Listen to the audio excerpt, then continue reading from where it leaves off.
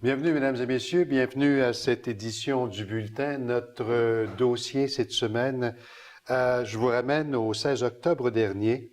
À l'instigation de la table de quartier Hochelaga-Maisonneuve se tenait une importante assemblée publique, une assemblée sur l'austérité et aussi ses conséquences dans le quartier Hochelaga-Maisonneuve. Ça a été une grosse réunion. On a brassé beaucoup d'idées.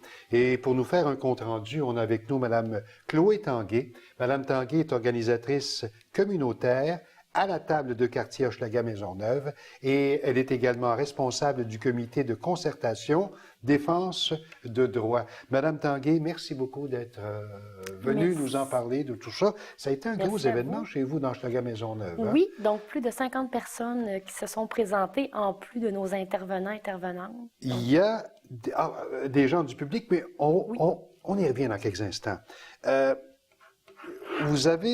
Vous sentez présentement le besoin de discuter fermement aussi de choses très sérieuses, d'austérité, de coupure. Et il y avait présent l'Institut de recherche et d'information socio-économique, IRIS. Qu'avait-il à vous dire?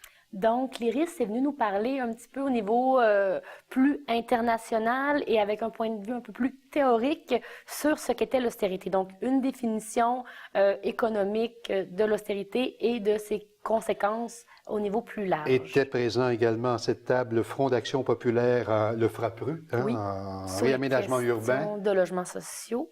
Donc, c'est un dossier qui vous préoccupe beaucoup. Bien sûr. Logement, chez vous aussi.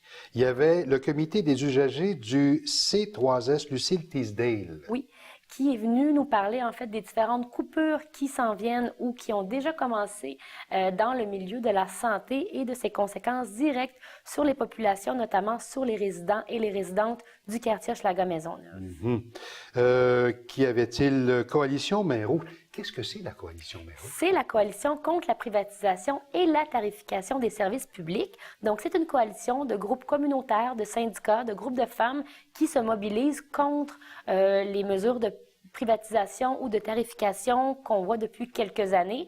Et c'est une coalition qui propose aussi des alternatives à l'austérité, qu'on pourra reparler peut-être plus tard. Tout à l'heure, il y avait finalement, il y avait vous, oui. La table de quartier Hochelaga-Maisonneuve, et puis également le syndicat industriel des travailleurs et travailleuses. C'est ça, qui est venu nous parler d'un projet de grève sociale pour le 1er mai 2015 comme une façon de lutter ou de se mobiliser contre l'austérité. Bon, donc les grands dossiers dont il a été question à cette table. Oui, donc on a parlé de définir l'austérité, qu'on a défini comme des mesures qui veulent réduire la taille de l'État. Donc, on va couper dans les dépenses, donc on va couper dans la croissance des dépenses et on va augmenter les revenus. Mais est-ce que vous craignez les coupures ou si vous les vivez déjà, les coupures? On en vit déjà quelques-unes et le comité des usagers du C3S a pu nous en parler. Au niveau de la santé, c'est des millions de dollars qui ont été coupés dans différents programmes. Par exemple, tout simple, le programme d'aide à domicile, d'assistance à domicile, il y a des budgets qui ont été coupés. Donc, pour certaines personnes âgées, ça signifie un bain par semaine au lieu de 2. Donc, des conséquences comme ça. Dans les autres conséquences qui s'en viennent, on va retirer des écoles, par exemple, des orthophonistes, des hygiénistes dentaires. Et là, on dit aux parents, ben vous irez au CLSC.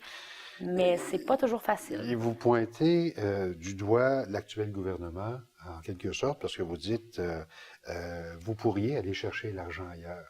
C'est ça. Et nous, on a des options à vous offrir, à vous amener. Oui.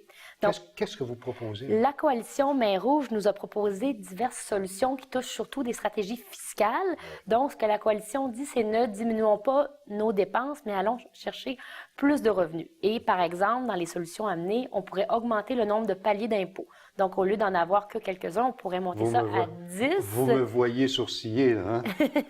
D'amener encore d'autres paliers d'impôts, mais on est quand même pas mal. Mais en fait, ce que ces paliers-là feraient, ce serait pas pour les gens des classes moyennes ni pour ceux des classes moins favorisées, mais on parle d'augmenter des paliers d'impôt pour ceux qui gagnent de hauts salaires. Donc, on parle de plusieurs centaines de milliers de dollars. Plus ton salaire est élevé, plus tu payes. C'est ça. On parle aussi de la taxe sur le capital, de rétablir cette taxe-là. On parle également d'imposer plus les banques. Hein. Les banques, elles font de l'argent, là. Et on parle également de la lutte à l'évasion fiscale. Donc, ce sont différentes stratégies pour aller chercher l'argent dans les poches de ceux qui en ont. Et bien sûr, on ne parle pas d'augmenter les impôts pour les classes moyennes et les classes défavorisées. L'exercice que vous avez mené là, le 16 octobre dernier, est-ce que c'est un exercice qui est également fait dans les autres secteurs, dans les autres arrondissements? Nous, c'est ce qu'on a fait ici. Je ne sais pas s'il y a d'autres tables de quartier ou d'autres regroupements. Parce je suis que pas mal certaine que oui. Si je vous pose la question, c'est que cette problématique, elle existe dans tous les arrondissements, Oui. elle existe partout au Québec, pour tous les organismes. Effectivement.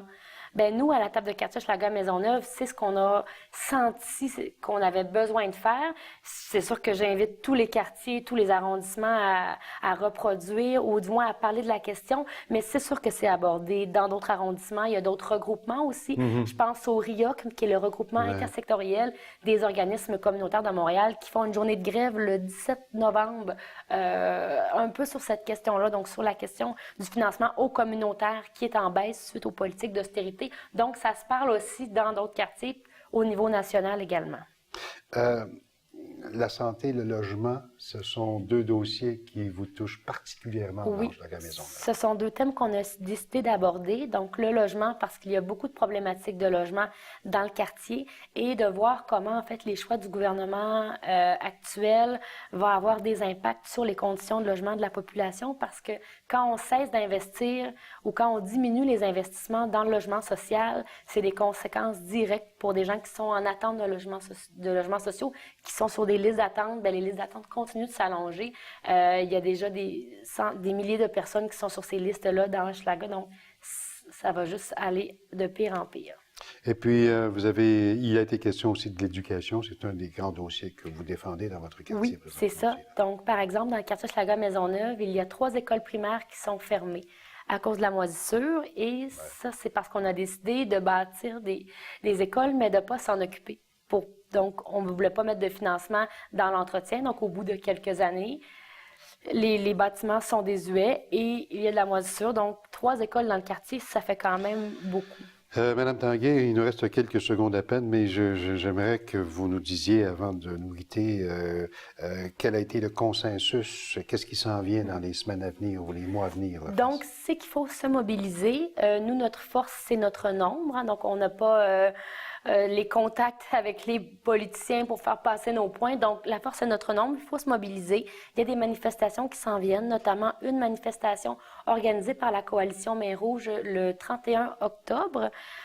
Donc, c'est devant les bureaux du premier ministre. Oui, donc au coin des rues Sherbrooke et McGill à 11h. Donc, une grosse manifestation qui va réunir différents groupes issus de différents secteurs, parce qu'un autre point aussi qu'on pense, c'est qu'il faut s'unir. Donc, tous les groupes communautaires, peu importe le sujet qu'on touche, que ce soit santé, éducation, logement, tous ensemble. Madame Chloé Tanguay, organisatrice communautaire à la table de quartier Hochelaga-Maisonneuve, merci beaucoup de vous être déplacée pour nous en parler. Merci.